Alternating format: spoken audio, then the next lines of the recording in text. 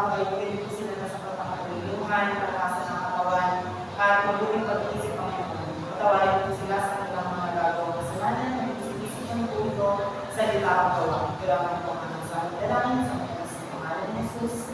Amen. So ayan, so bago tayo magsimula ay may hinihanda akong pampasiglang gawain. So, masigla ba ang lahat? Ayan, susundan niyo lang ang video ha.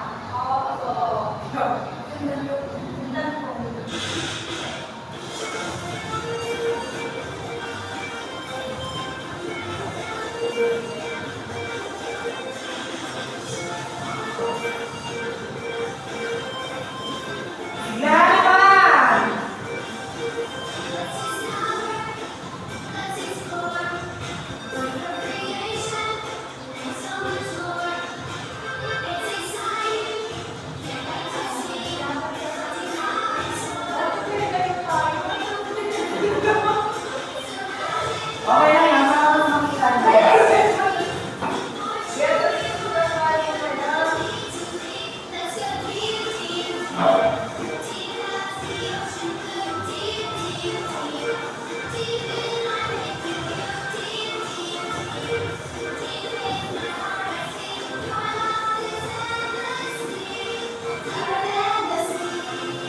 Okay, mas masigla!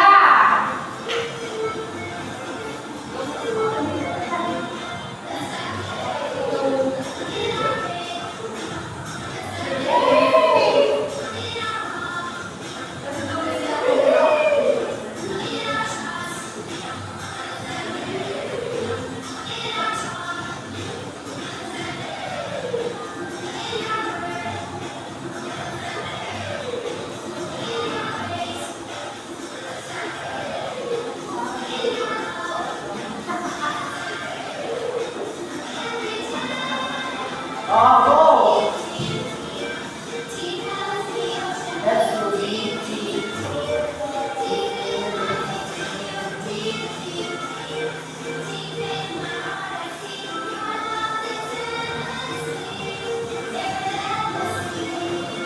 Ayan, very good. Sumigil na ba ang lahat? Isa pa ba? Ayan. So, ayan, dapat bago kayo magsiupo, tingnan niyo muna ang mga paligid. Kung may nakikita ba yung araw at ayos na mga kuhan. Ayan.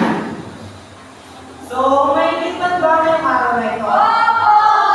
Sino? Ano daw ang dahilan? May sakit. Ano pa? Ayan. So, bago na lahat, may tinalakay tayo kahapon. May iba't iba tayong mga nalaman at naiintindihan kahapon. Ano-ano ang ating mga pinag-aralan kahapon? Yes, Mayra? Planets in the solar system. Ano ba? Yes, pakitaas ka ng kamay. Yes, Chana? Okay. So, bago nga pala ang lahat, ay bago nang simula ang ating discussion, ay meron akong ihandang classroom rules. Ayan. Itong classroom rules na ito, ang pagsisipin nyo, guide. Habang tayo ay nag-discuss para malaman nyo kung ano ba yung mga dapat mong gawin habang tayo ay nagkakaroon ng discussion. Ayan, may basa nga? Sabay-sabay. 1, 2, 3, go!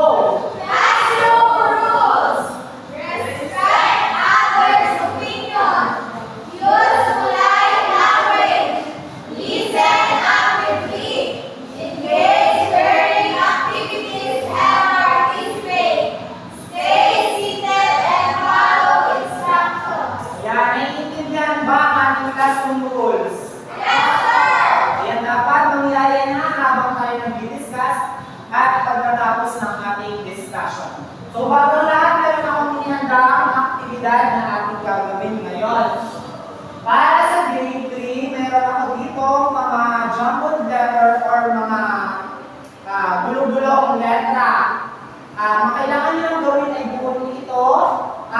idikit sa pisara kung nabuo niyo ng word.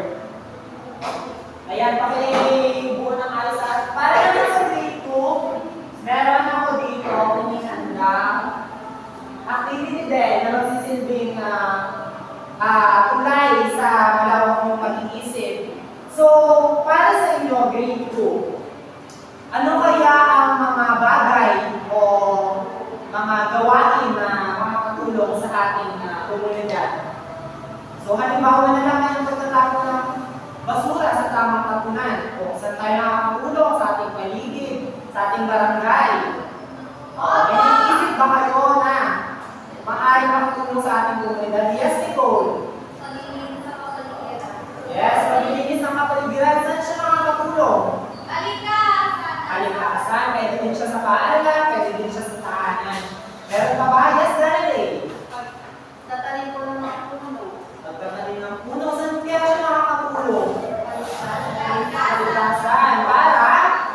Pagkaroon ng karoon. Meron ng hangin at para hindi tayo gano'n kadalas makain. Meron pa ba kayong naiisip na makakatulong sa ating komunidad? Yes, Ivy? Iiwalay ko ang nagugulong sa pinagugulong. Yan, mag-iwalay ang mga nabubulok sa di nabubulok para mas madaling ma-recycle yung mga dapat i-recycle. Pwede siyang gawing bag, pwede siyang gawing upuan. Yan, tama ni Cole. At para naman sa mga nabubulok, pwede natin siyang gawing ataba. Tama ni Cole. Para mas maging malusog at malakas at matataba ang ating mga halaman. Ayan, tama. So, para naman sa grade 3, ayan mukhang mahihirap ng ating grade 3. So, dito muna tayo sa grade 2. So, bago lahat ay meron pa akong isang activity na inihanda. Ayan. So, ang kailangan nyo lang gawin ay isipin, pagnilayan, kung ano ba ang dapat ilagay sa ikakabuti ng komunidad at ikakasama ng komunidad. So, meron ako dito 4 na picture. So, bago na lahat, ipaglupo ko muna kayo sa 2 grupo. Yes, pakabilang, Ivy? 1, 2. So, group 1 is si Ivy at si Chona at ang ating group 2. Group 1 ka, Chona. At ang ating group 2 naman ay si Darrell at si Nicole. Ayan. So, bawat grupo ay makakatanggap ng 2 larawan. Ayan, mamaya grupo natin. O, dito kayo, masama-sama ang group 1 at group 2. Ayan, pag nililayan ang isip ninyo kung ano ba ang mga nasa larawan, kung ang mga nasa larawan ba ay makakatulong o ikakabuti ng ating komunidad o ang nasa larawan ba ay ikakasama ng ating komunidad. Isipin mabuti bago idikit dito sa ating Manila paper. Naiintindihan ba? Grade 2? Okay. Pag-isipan mabuti bago idikit at para hindi tayo. Ayan. Para naman sa ating group, sa ating grade 3. Ano ang mga nabuo nyo? Sino ang nakabuo nitong kasuotan? Kasuotan? Mayra sa kultura. Ayan. Sa kultura, tahanan? Yes. Lolin? Sa kasangkapan? Yes, tama. Individual at sa pagkain? Lolin. So, anong ginawa ni Rika? Hindi naman lang siya ginagawa. Ayan. So, kasuotan, kultura, tahanan, kasangkapan, bagay, kain. So, mamaya, malalaman natin ang mga salita na yan sa ating magiging discussion ngayong araw. At katulad ng grade 2 ay meron din ako inihanda pang activity para sa inyo, grade 3. Maglalagay din kayo ng mga larawan. Magnilayan at iisipin kung ano ba ang mga bagay na nasa material na kultura at sa di material na kultura. So bago na lahat, igrupo ko kayo sa 2. Magbilang? 2. Ayan. So magsama-sama ang group 1 at ang group 2.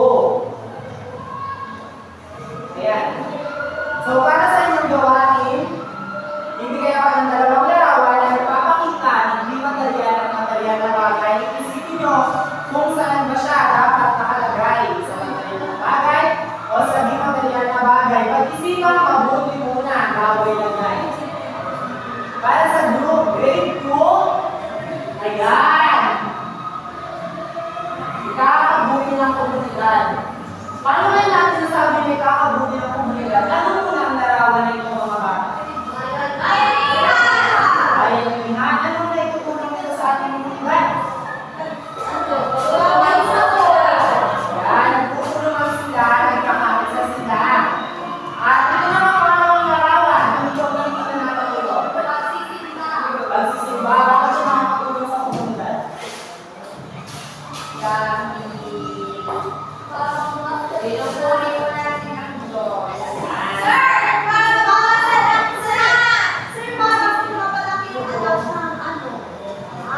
Okay, tama. Ay, para mas mapalaki natin ng maayos ang ating mga anak para makatulong sila sa komunidad. Ayan, para naman nasabi natin ikakasama ito ng komunidad. Ano to? Nag-aaway. Makakabuti ba ito sa komunidad? Bakit? Siyempre naman, sino ba naman ang makakapagsabi na ikakabuti ng komunidad ng pagbubugat at pagsasakitan? Hindi ba? Sa pangalawang larawan naman, ano ito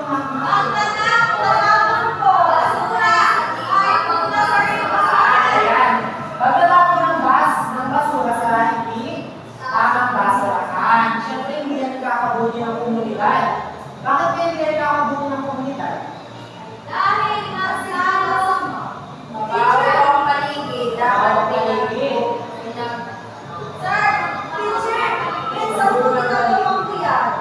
Bakit Ivy? Ay, masama yun. Ay, hindi dapat ganun ang gawain. Hindi tayo nakakatulong sa ating komunidad kung hindi natin susundin yung mga simpleng bagay lamang. So, ayan. So, ang ikakabuti ng ating komunidad ang pagbabayanihan, pagkakaisa, pagsisimba, at ang ikakasama ng ating komunidad ay ang pagbubulugan, pagsasakitan, at ang pagtatapon ng basura sa hindi tamang basurahan. Ayan, magaling. Bigyan ng palakpakan ninyo mga sarili. Tara naman sa grade 3. Ayan. Paano niyo nasabi na nasa material na bagay itong dalawang picture na ito? Meron ba kayong idea or mga naisip kung bakit yan nasa material? Ano nasa di material na bagay itong dalawang larawan na yan? Ano muna yung nasa material na bagay? At itong isa? Sa di material naman? At kaugalian. At sa pangalawang larawan naman ay pananampalataya o relihiyon. Bakit kaya nasa material na bagay ang masangkapan at kasuotan? Yes, Baby Joy?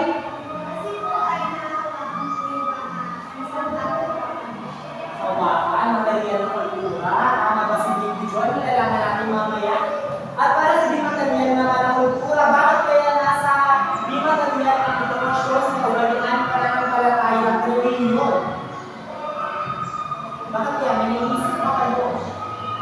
Buwang sinabi ni Baby Joy na nakakawakan ito mga kasangkapan ng kasuotan sa material na kultura. Ano kaya ang dahilan bakit nasa di material na kultura ang edukasyon o kaugalian at pananampalataya? Yes, Mayra? Naisip ka ba? Sapagkat ito ay nagdadala sa tao tulad ng edukasyon, tapos yung pananampalataya ko ay yun ay nasa tao. Kaya ito siya. Kaya ito siya sa pinagdadala. Tama. So, kabaligtaran lang siya ng di material. O ang material ay nahawakan, ang di material ay hindi nahawakan. Ganun na yun. Pero may mas malayo tayo kung lugar ng pagpapaliwanag mamaya sa ating magiging talakayan. So,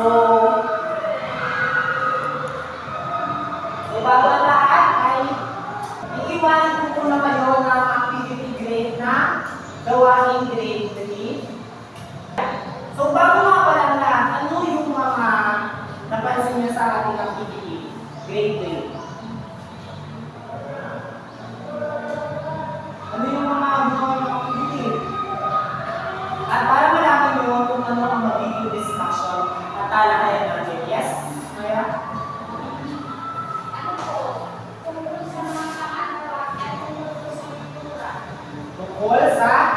kultura. Tama ka. At bago lahat, ito ang ating layunin para sa kalakayan ng ating kultura para sa grade 3. Okay ba sa grade 3? Layunin. Sabay-sabay. 1, 2, 3, go! Layunin. Sa aling ito, ang mga mag-aaral ay nasama na ilalarawan ang kultura ng mga lalawigan sa pinagbibilang ng rehiyon. Natutukoy ang mga material at immaterial ng kultura. Aktibong nakikilahok sa kalakayan. Ayan. So, ang ating tatalakayin ngayong araw ay tungkol sa ano ulit grade 3? Kultura. Kultura ng mga lalawigan. Kultura. So, ngayon, ibibigyan ko muna kayo ng isang basahin. Ililista ang mga impormasyon na makukuha ninyo at mamaya magkakataon tayo ng aktibidad na inyong natutunan. Kung ano bang inyong natutunan sa inyong binasa, sa inyong mga ililista. Naiintindihan ba kayo, Grade? At mamaya, may babalikan ko kayo para sa mga konting katanungan. Naiintindihan ba grade 3? Ayan. So, para naman sa grade 2, ano kaya ang magsisilbi natin talakayan ngayong araw base sa inyong aktibidad na ginawa grade 2? Tungkol saan kaya ang tatalakayin ngayong araw? Yes, Daniel?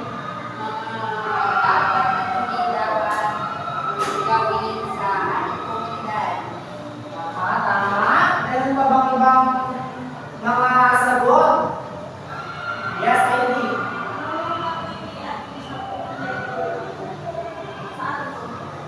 Tama. Ay ang ating pag-aaral at may tungkol sa yes, Nicole? Komunidad. Tama. Ang ating pag-aaral at may tungkol sa komunidad. Yan. So, ang ating layunin ngayong araw para sa ating komunidad ay ba sa grade 2?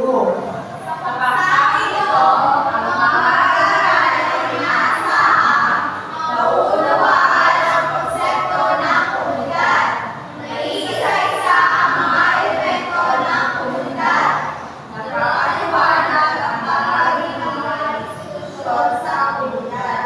Ayan. So, sa pagtatapos daw ng ating kalakayan, ay dapat naunawaan natin ang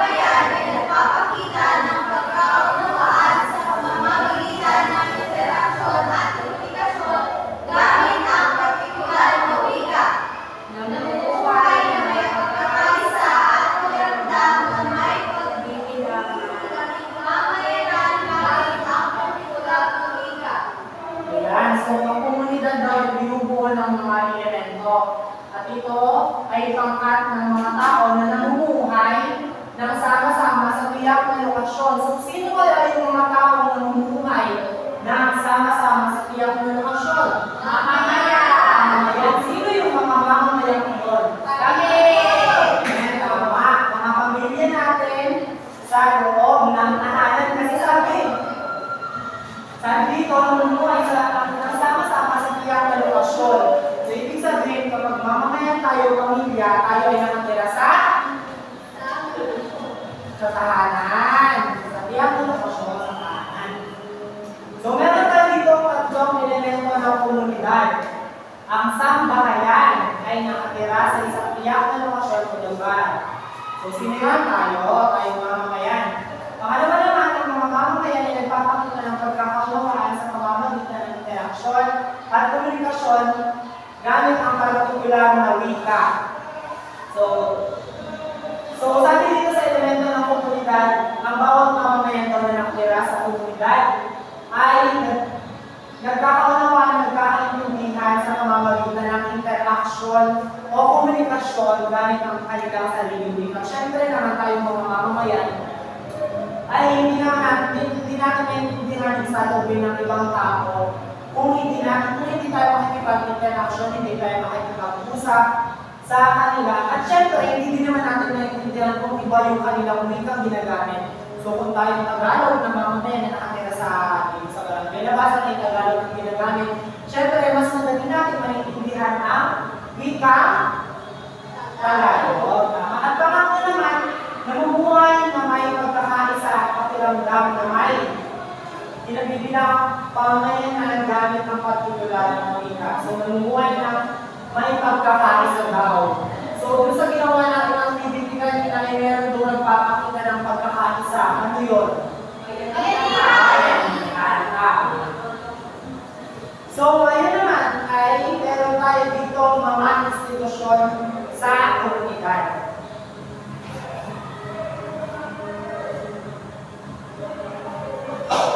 Ay basa?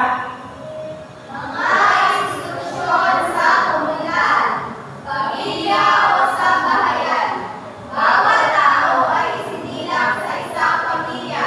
Ito ay binubuo ng mga magulang at mga anak. Simbahan o relihiyon.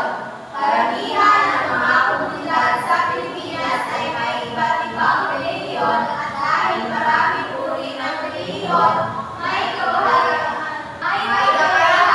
ang mga Pilipino na pumili ng relihiyon.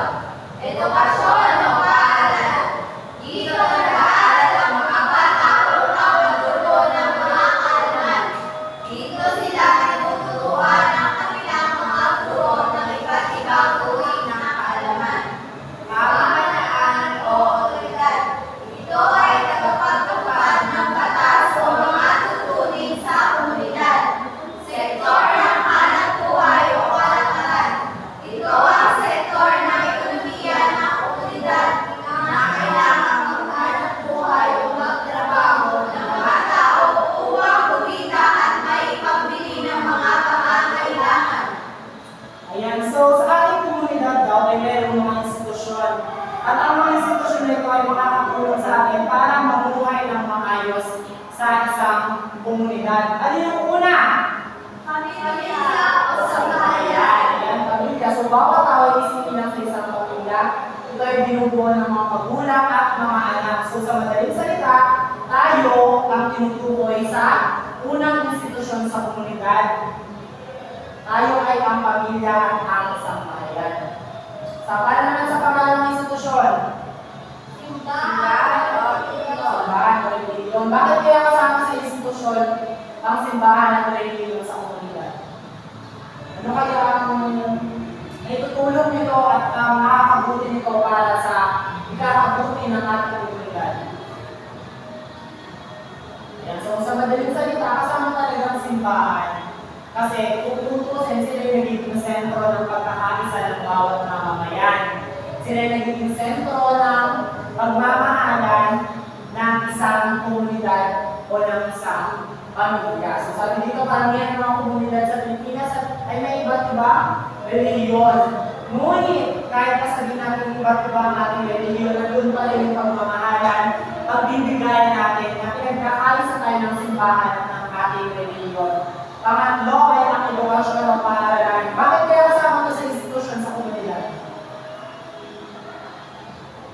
May inisip mo kaya sa ibig? Kasi po kailangan din ng mga bata sa Ayan, tama.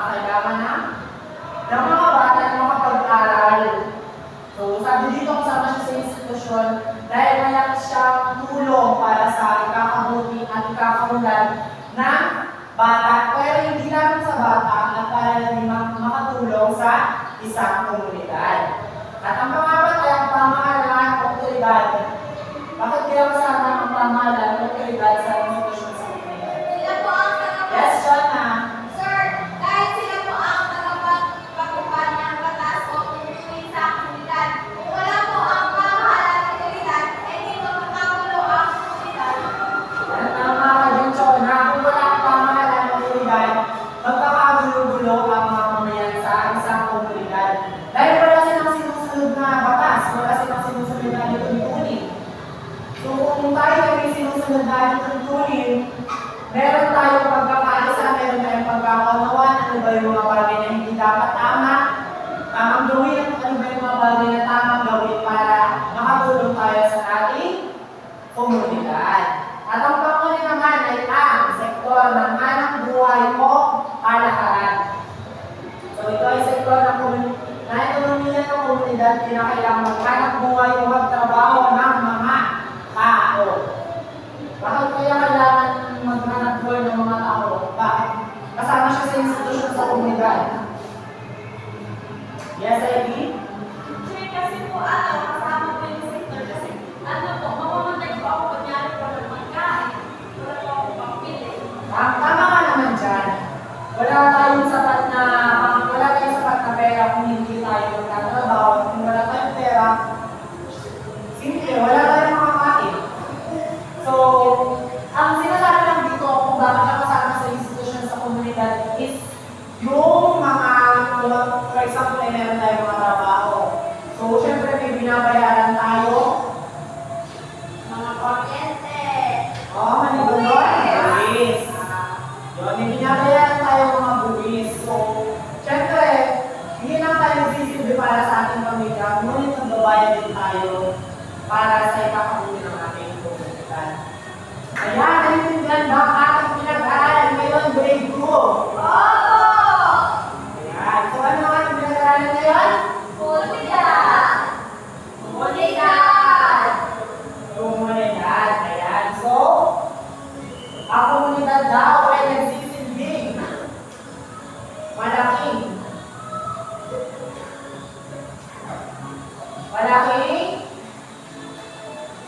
parte ng ating pamumuhay. Tama ka dyan, So, meron tayong 5 institusyon sa komunidad. Ano iyon?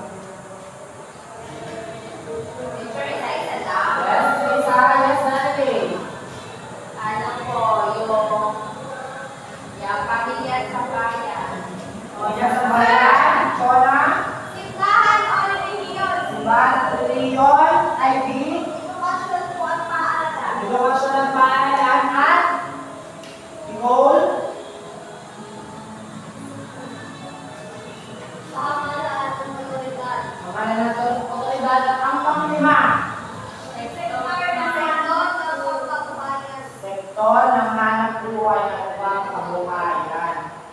Ayan, so, base naman sa ating naging talakayan na tingin ko naman ay may mga natutunan kayo. Tama ba kayo doon? Ayan, so, since may natutunan kayo sa ating talakayan, ay meron akong inihandang activity para sa inyo. Tanda na ba kayo, grade 2? Ayan. At para sa inyong activity, meron ako dito mga inandaw dito isang puzzle. Kailangan nyo lang hanapin ang mga makikita yung word o mga salita na na-discuss sa ating talakayan. Kumuha ng 1/4 sheet of paper para sa ating activity. Bilisan, grade 2. Kaya para sa activity nyo, ito, kailangan nyo lang hanapin ang mga salita makikita nyo dito sa ating puzzle. At mamaya, i-check natin yan pag-pagod. Ayan na sa ating grade 3. Ano ang inyong mga nalaman at nakita sa inyong binasa? Yes, Myra. Bakit tumatawa ka? marami kang nalaman, Mayra? Ang kultura daw po ay pamamaraan ng pamumuhay ng tao. Tapos ito daw po ay tumutukoy sa mga kasangkapan na sinusuot at ginagamit ng mga tao. Tapos po, may dalawang uri ng kultura. Ito po yung material ng kultura, yung material ng kultura. Kung sa material ng kultura, ito po ay nanganghawakan o nagagamit ng mga tao. Tapos po yung di material ng kultura ay tumutukoy sa di nakikita at di nakakawakan. Yan, tama. Ang kultura daw ay ang mga bagay o pamamaraan ng pamumuhay ng mga tao bilang kasapi ng komunidad o lipunan. So nakapanood dito yung mga kultura at kasangkapan katulad ng kasuotan, pagkain, edukasyon, kaugalian, pamahalaan, relihiyon, pananampalataya, sining, pag-abraham, at wika ng bawat tao sa lugar. Ngunit meron itong dalawang uri, ang material na kultura at ang material na kultura. So ang material na kultura ay tumutukoy sa tradisyon at wika at ginagamit ng bawat etnikong grupo. So para mas maintindihan nyo, ay meron ako ditong ihandang larawan na nagsasabi na ito ang mga material na kultura. Pakibasa. Material ng kultura. Ano ang mga larawan na nasa material na kultura? Kasuotan, tahanan, pagkain, kasangkapan. Kasangkapan. Bakit yan kaya ang nakapaloob sa material na kultura? Bibi Joy?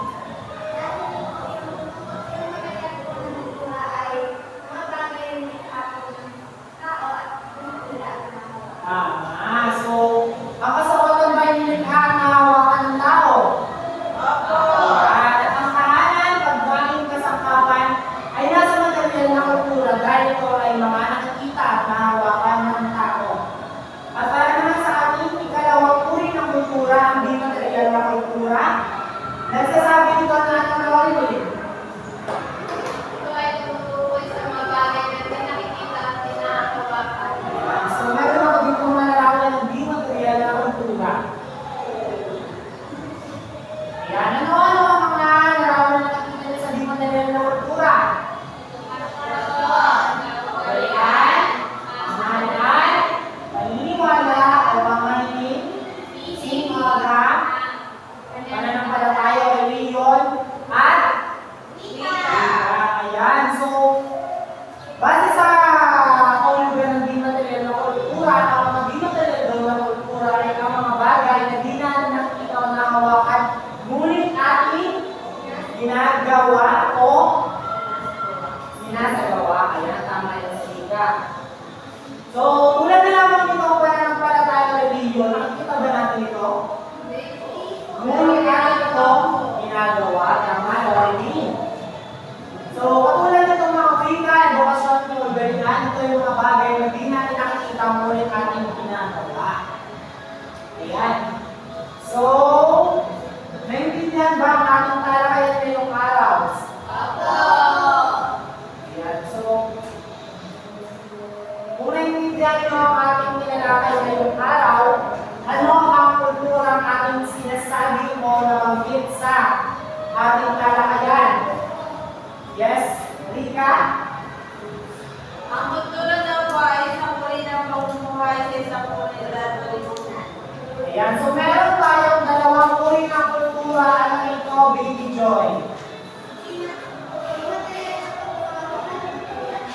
Ano ang material na kulturang pinupukoy natin, Loni? Ito po ay mga tradisyon na nakikita at ginagawa ng tao. Ayan, at ang di material naman, Mayra? Ito po yung mga bagay na hindi nakakawakan. Ayan, mga bagay na di nahawakan. Tama. So, tingin ko naman ay marami kayong natutunan ngayong araw.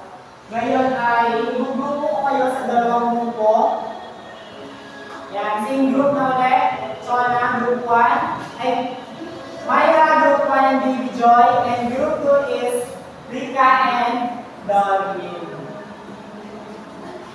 So, ayan. So, para naman sa gawain ng ay grade 2. 2, ano yung mga napansin nyo? Bilugan, isa-isa lang. Ano yung mga napansin nyo sa inyong ibig ginawa? O, isa-isa lang. Para naman sa grade 3, ayan, si number 1, may line na Baby Joy at Lorraine and Alika. Ayan, magsitayo tayo lahat. Ayun. Ayan. So, ang isa sa inyo ay magsisilbing isang siya ang mag-up kung ano ba yung mga bagay o mga word na ipapakita ko. Ayan, naiintindihan ba? Yes, sir. Yes, sir. So, dito, sinong leader na ano? Lakwan? Yes, sabay kayo. Pauna ang makaula kung anong word dito. At kung sino makakuha ng 3 puntos, ay siya ang mananalo at mag-uwi ng candy. Gusto niyo ba yun? Ayan, para sa unang word.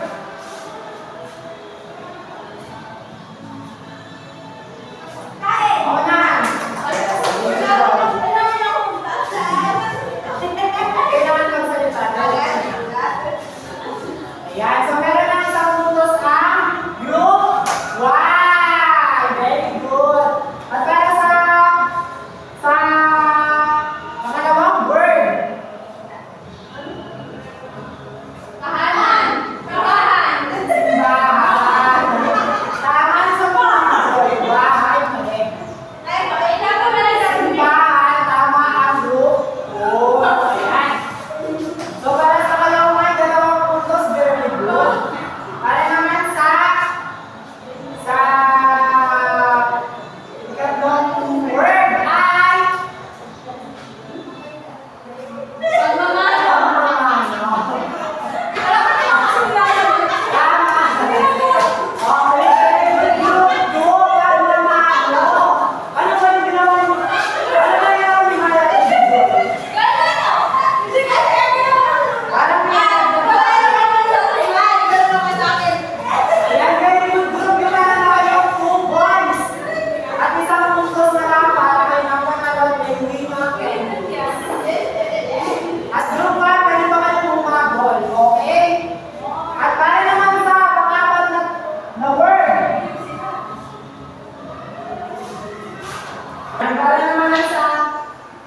At para naman sa ating pangulit gawain ay sasagutan niyo itong mga inihanda kong mga tanong tungkol sa ating pinalakay ngayong araw.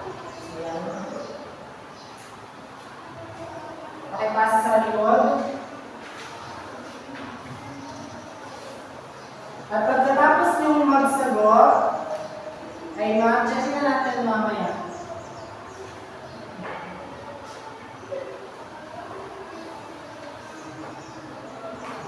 Ayan, tapos na ba?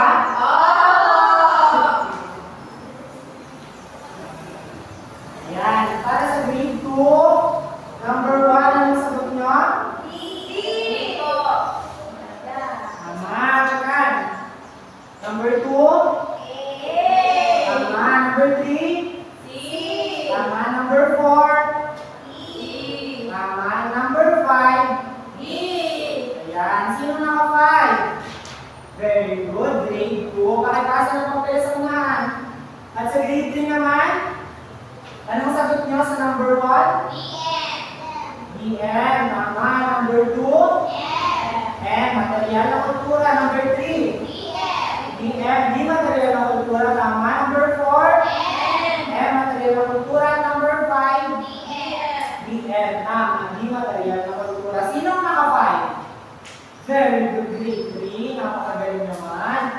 Ayan, pakipasa din sa unahan. At ipasa kay teacher. Ayan. So, para naman sa ating takdang aralin, grade 2.